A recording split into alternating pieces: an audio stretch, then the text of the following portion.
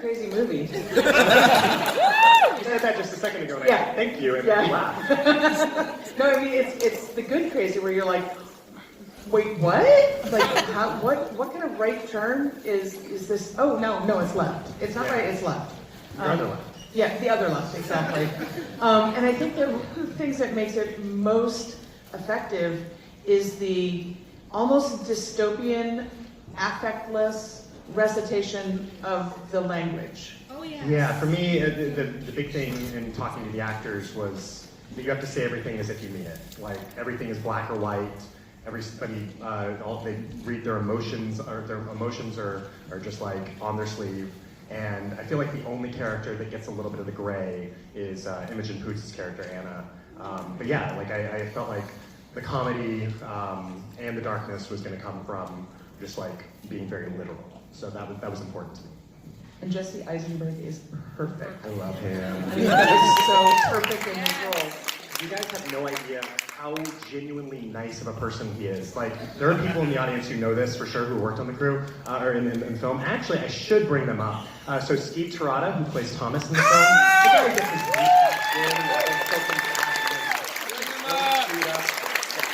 and then was our stunt coordinator. So I would also like Mindy to come up. And I'm not gonna bring Mike up on stage tomorrow. Yes, Jesse's the best. Like the whole cast was incredible, but Jesse is the reason the movie got made. We would not be in the same position if he didn't sign on when he did, and the enthusiasm that he had and the willingness to just go right into it. We found out that he was willing to do it at the end of June, early July of 2017, and we were in Kentucky prepping the film in August 11th. So it was a really crazy fast production, pre-production, and before we knew it, we were shooting the movie. You found out like out of nowhere that you were going to be there, and yeah, it's just a week out for you. Oh my god. Yeah, sorry. Well, and what was that shoot like? I mean, What was it like? Yeah. The most fun I've ever had in my life. Yeah, everything was like run right to the T, and there was like 0 overtime, and everything went like pretty smoothly, and we had a great waiter that Yeah. it came from love, and with that made everything magic, and so I'm grateful for it.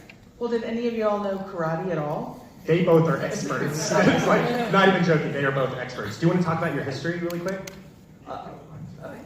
Well, I used to compete internationally and nationally for Team Paul Mitchell for sport karate, and I actually trained with Mindy way back in the day, and we just would travel all over the place doing demonstrations, and then transferred into more film stuff.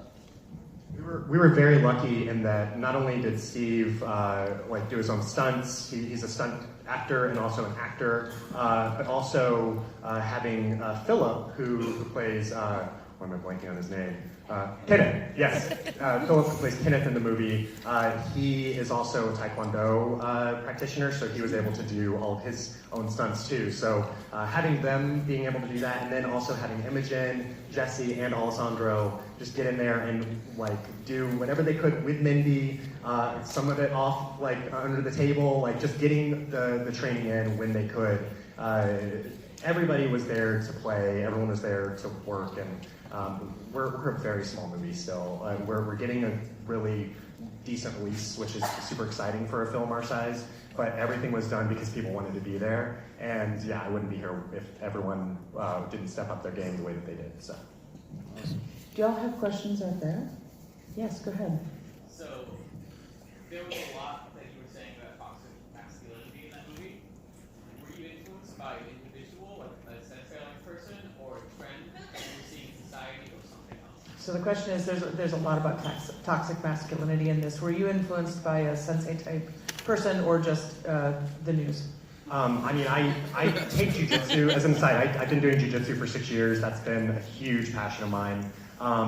And the way that I started jiu-jitsu is also kind of how I realized that I wanted to make a movie set in the world of martial arts, or like, was that I had been feeling like I wasn't doing anything physical. I was overweight. I was kind of depressed, and just like realizing that I didn't have this drive in my life outside of film.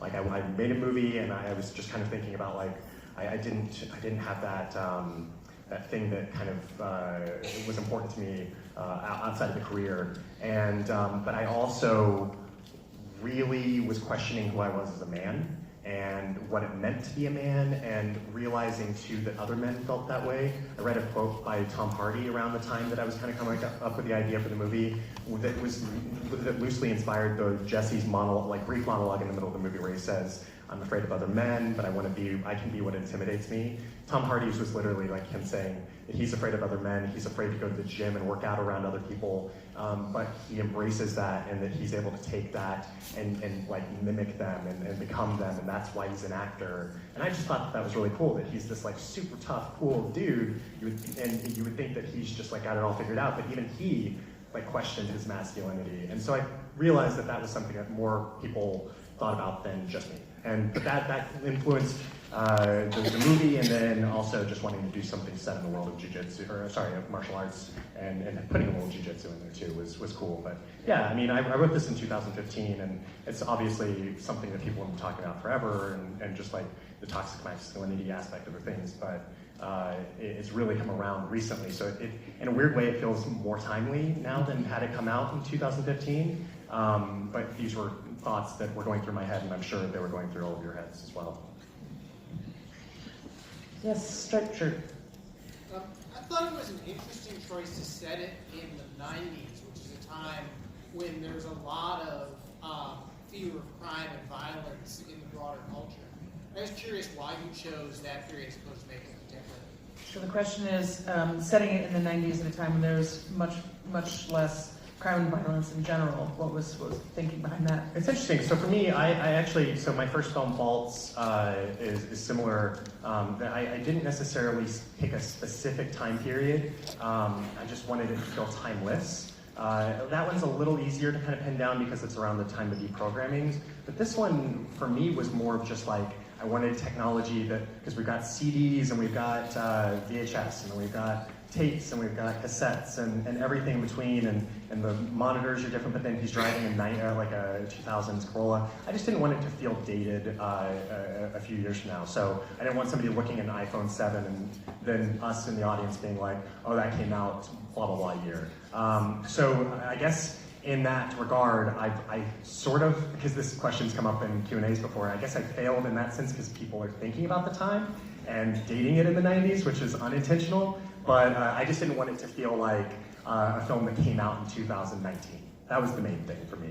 I just don't want and I don't like cell phones in movies because I feel like it's really hard to do things sometimes because a character can just look at their phone and be like, oh, I Googled it, it's over there. Like, I didn't want that to be an out for our characters, but I'm actively going into cell phone mode on the next movie, so that'll be fun to figure out how to, like, there are people texting each other in the next thing that I'm doing, and I'm like, ooh, I don't want to have to figure that, but it's weird. It doesn't seem like it's a big deal, but it makes a huge difference, and it even just like, kind of crumbles stories sometimes. I feel like people have to figure out why the phone doesn't work, and I don't want to have to ever figure out why the phone doesn't work. I just don't want it to exist. Bad cell phone reception. That's all, yeah. Yes, Oh, like my friend, yeah. in the white shirt. Hey, Riley. Hello. So I noticed that in both your films, they both have a very distinct style of humor, and in both the dialogue and the way that the characters act. So my question is all of that in the original script and storyboards, or does that come up more organically in the shoot? So the question is the specific sense of humor, and is that written into the script, or does that come up while you're shooting and things develop? Yeah, it's very scripted. The thing that's more improvised on set for me is I have a rudimentary shot list, but then when I get there on the day, my cinematographer and I are kind of figuring out, based on the blocking of what the actors are kind of coming up with and our discussions there, we take it and tweak things, or something that I've written down as 6 shots turns into 1. That's the fun for me, is kind of playing around there, but in terms of dialogue and specificity and performance, I'm looking for certain things. Alessandro Nivola, who plays Sensei, who couldn't be here, he's such a great dude, and he's super complimentary when he talks about this in interviews, but one of the things that he says that really like stood out for me and was kind of cool is he's done a million things, and he said that out of all the scripts that he's read and then seen the movie, this is the most like the script the movie's turned out. And I kind of want that to be the case for everything I do. I feel like everything that's on the page is there for a reason, and if it doesn't make it in the movie, it's because it specifically didn't work, but I'm not like forcing it to work. But yeah, it's very much a scripted thing. So, yes, and the flowers. I was kind of curious about the casting of Alessandro, because I don't think I've ever seen him in anything quite like this. Oh, the casting of Alessandro. This is really off track for him. Because he clearly did an awesome job with this character, so I was just curious how that worked out.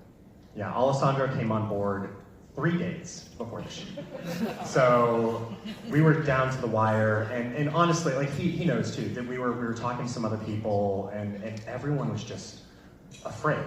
And the closer we got, the more afraid people were.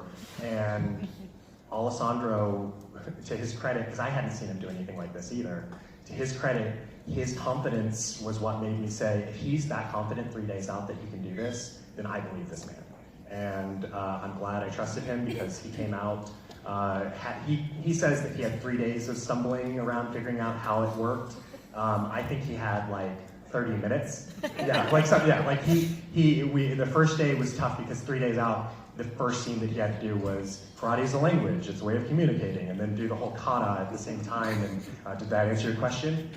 That monologue is so crazy complex, and we cut it down a little bit in the movie just for time, but I put way too much on him for his first day, and he still delivered. And by day 3, like he says that it took that amount of time. He was already off and running.